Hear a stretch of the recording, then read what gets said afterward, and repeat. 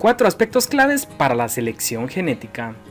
La selección es un punto clave, ya que esta acción permite la identificación de los animales que van a producir la nueva generación en el hato ganadero. Hay muchas características que influyen directamente en el mejoramiento genético, pero son 4 los determinantes: fertilidad, habilidad materna, desempeño y conformación, ya que estos están directamente relacionados con la rentabilidad de la actividad ganadera. Fertilidad. En temas de fertilidad se mide con el indicador de la edad al primer parto. Debemos conocer con qué raza estamos trabajando y no jugar de tratar de hacer el ciclo más corto. Por ejemplo, la raza Brahman es de precocidad media. Los animales de las razas inglesas, ya sea especializadas en carne o leche, son más precoces. Otro elemento en la fertilidad es el tiempo de intervalo entre parto y parto.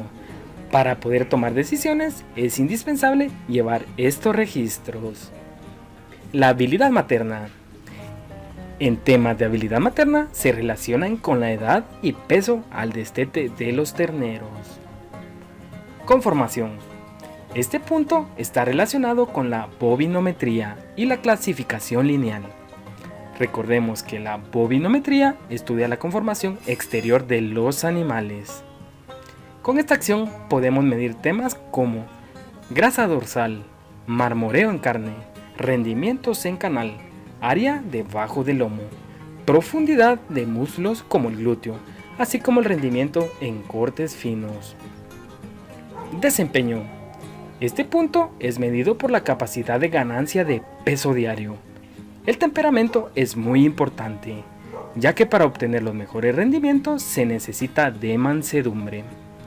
Hay estudios que respaldan que la carne es más tierna si proviene de animales mansos, además de no causar daño a instalaciones y accidentes en las ganaderías.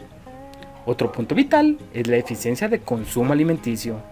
Por ejemplo, si el ganado se suplementa, hay que saber las cantidades nutricionales requeridas para saber la cantidad exacta a suministrar.